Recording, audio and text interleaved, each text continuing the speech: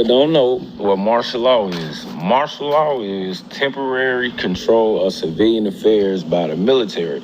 Okay, and that shit can be declared by the president, the governor, and I think maybe one or two more people. But anyway, long story short, if y'all don't know what's going on around y'all, okay, what's going on in Chicago with the military being on the ground and they basically doing what the local state police would normally do or would do, should do, could do.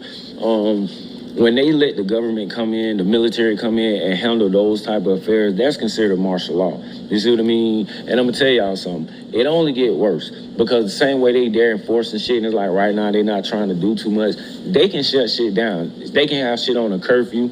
And it's like whenever you violate that martial law order, it's like you don't go before a regular judge. You don't go before a state superior court judge. You go before a military judge. You see what I mean? It's a difference. So it's like y'all wake up every day.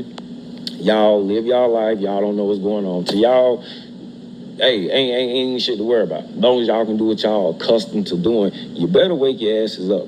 Yeah, you better wake your asses up. You better start paying attention to your surroundings. And I'm gonna tell you something. A lot of y'all have a problem with the truth. The truth offend a lot of y'all. Y'all motherfuckers better get out your feelings and start accepting shit and understanding the truth. Maybe you can deal with shit better. Because I'm gonna tell you something. The shit that y'all see going on around y'all, the shit that y'all in denial about, is the same shit that's gonna condemn y'all. These people taking food stamps, they taking housing, they raising the price of every fucking thing, and they making it hard to survive. And a lot of y'all don't really get that because as long as y'all can wake up and do what y'all do, you know, pop y'all shit and run y'all streets and do whatever y'all do, y'all cool. You feel me? Y'all don't think that y'all environment and surroundings can change drastically. And that shit is happening. Like I say, everybody, I don't give a fuck what kind of lifestyle you live. Everybody gotta eat grocery at some point. You know what I mean? Everybody gotta eat and drink. You see what I mean? They making it harder and they limited the resources to food and water. And y'all motherfuckers don't really understand that. Y'all really think it's just like small town talk or folklore. Like y'all don't believe it, but I'm gonna tell y'all the same way these farms and farmers going out of business and selling and crops is reducing and all that, bro. Your food source is getting limited. Your water source getting limited. You see what I mean? It's already hard and like with the rent and mortgage and housing and all this shit, the medical and all this shit. You see what I mean? Y'all better wake the fuck up. They taking housing, medical, dental, they taking food stamps, you know what I mean? They raising the cost of living, you see what I mean? And they finding a way to squeeze everything out of a motherfucker, you see what I mean? And y'all not really paying attention. Starting in November, bro, there would not be no food stamps issued. And y'all think that it's just gonna be for November. Y'all gonna be lost. Y'all gonna be lost. Hey, stay tuned, tap in with me. I'm spitting number fat.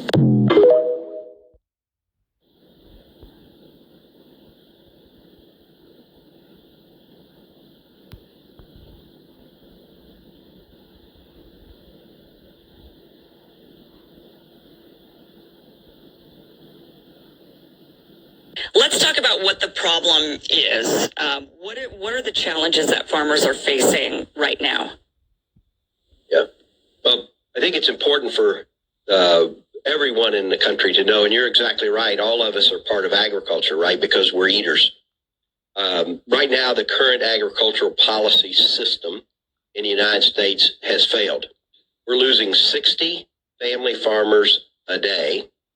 We have an agricultural trade deficit that's going to be a record of $47 billion. And we have a concentrated marketplace that farmers never know certainty on how much they're going to be paid for their crops when they plant the seed. We now are involved in tariffs and trade wars and government shutdowns, providing only more cost, less opportunity to market, and greater uncertainty as we head into this next growing season. And finally, it's failing all of us because we are not feeding our citizens.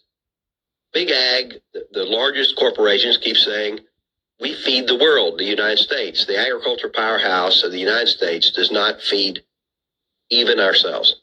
We're importing 60% of our fruits, a third of our vegetables. And the tariffs on those items, consumers are seeing that at the grocery store. Mm-hmm. We have a sick population. We're unhealthy. Our food system is driving the negative results of health. So it's a failed system. And those are the things that we're facing as farmers and as a public in the United States. Okay, it seems just right off the bat really concerning that we're importing a lot of our food. That doesn't seem like it's great for national security. I mean, we saw what happened during COVID with shutdowns. What happens if the supply chains crash? I mean, what if there's a world war, which we're constantly seemingly on the brink of? What would happen to our supply? What would happen to our food supply in the event of the supply chain breaking down? What would you say? Well, consumers would go to the grocery store and there wouldn't be anything on the shelves. We're in a serious national security and food security issue in this country, and no one on the Capitol Hill is talking about it. What they're talking about is additional bailouts. Know that the bailouts that the president's talking about now, based on the trade war, especially to soybean farmers, will be the third bailout in a year for these commodity crop growers. And it's all dependent upon exports. When your largest buyer, China, of your soybeans says no, you don't have to wait for a war.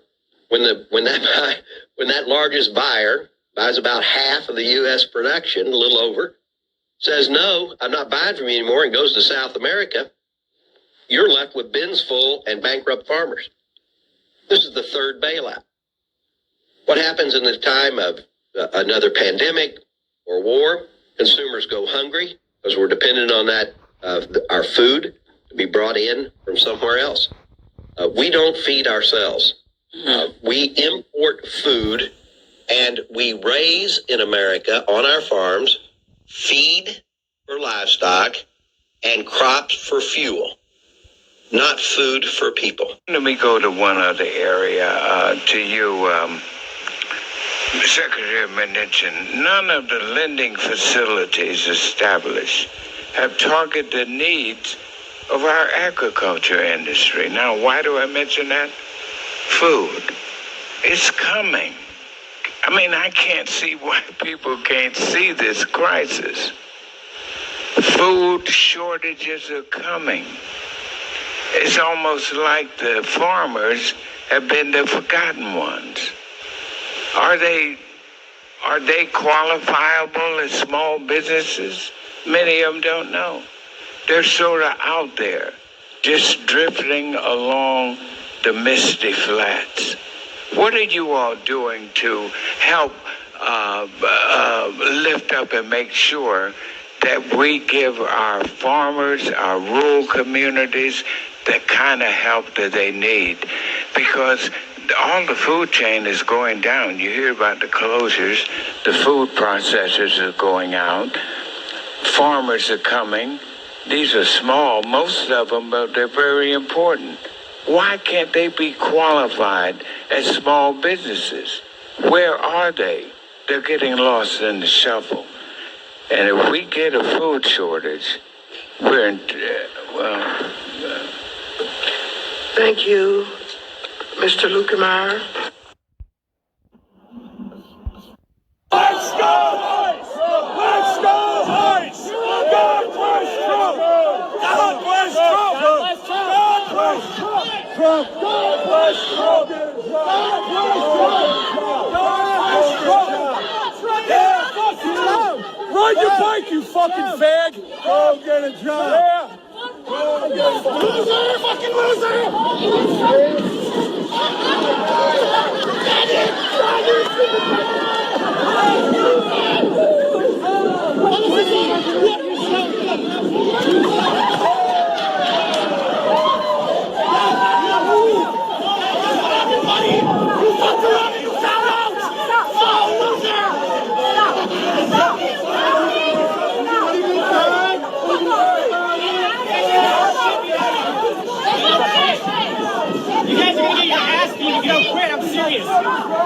Hey, get your buddy. Get your buddy.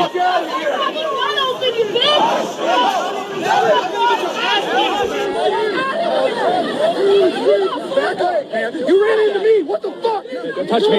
Don't touch me.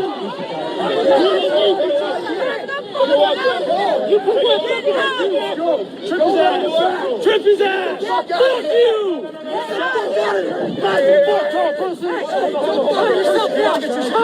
Get the fuck out of here! Get out of here, dude! What are you doing? Get out of here!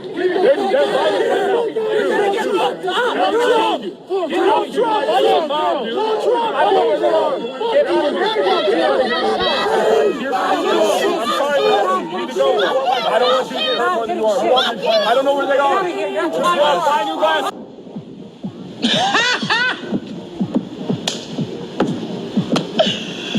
Ooh, damn.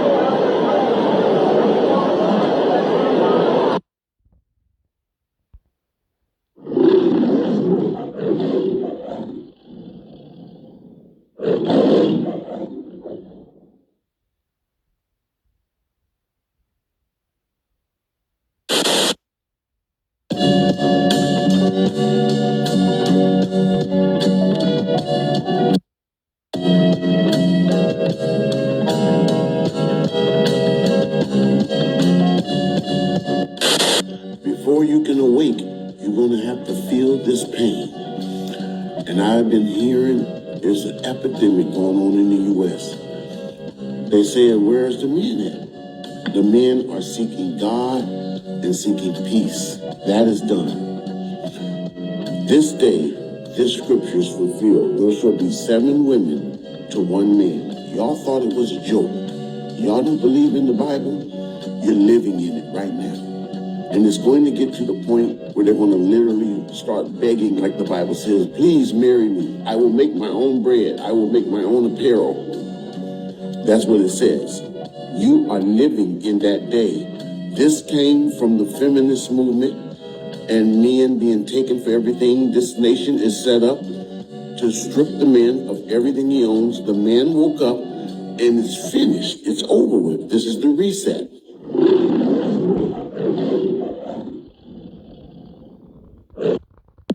Shalom, real quick, giving all praise here. How about Shem Al Shai, about Shem Rukakodah, Shalom to the 144,000 rest of the elect out there. Shalom to you all. I'm going to make this a super quick video. I'm going to title it, More Receipts, Wake Up. Britain just made digital IDs mandatory. If you Fair use, by the way, fair use. think that's only about immigration, you're not paying attention. Allegedly, here's how it works. No digital ID, no job. Once that system's in place, it won't be just the jobs. It's services, travel, healthcare, even taxes. Everything tied to a single pass on your phone. Convenient? Maybe. Controllable? Absolutely. And here's the part that nobody's talking about. The U.S. is already laying the groundwork too. State-level pilots is already laying the groundwork. Nobody's talking about. The U.S.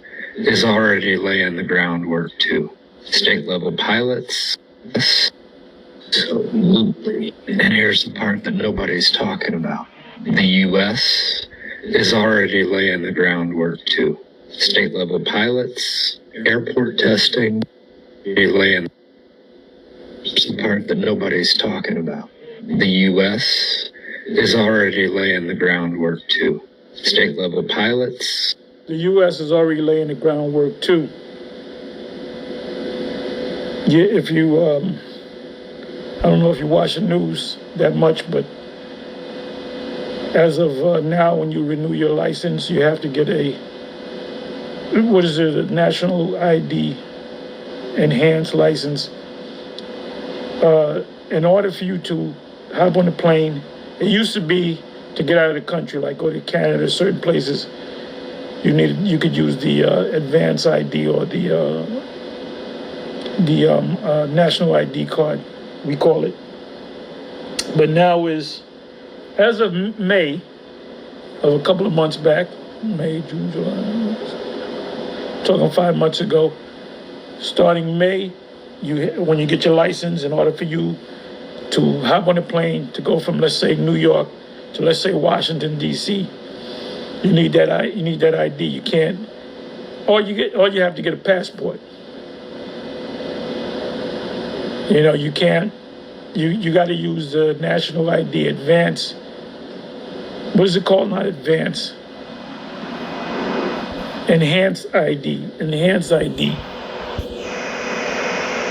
In other words, it's travel from one state to another.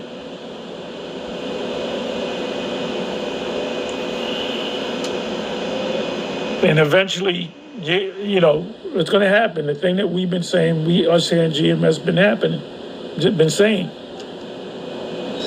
Airport testing frameworks that are quietly being put in place at the federal level. Britain flips the switch now, and Washington's watching how people react. Everyone says it's about it. So Britain would be a test ground, like China's a test ground, a model for what the whole world's going to get. This is the fulfillment of what we've been saying for years.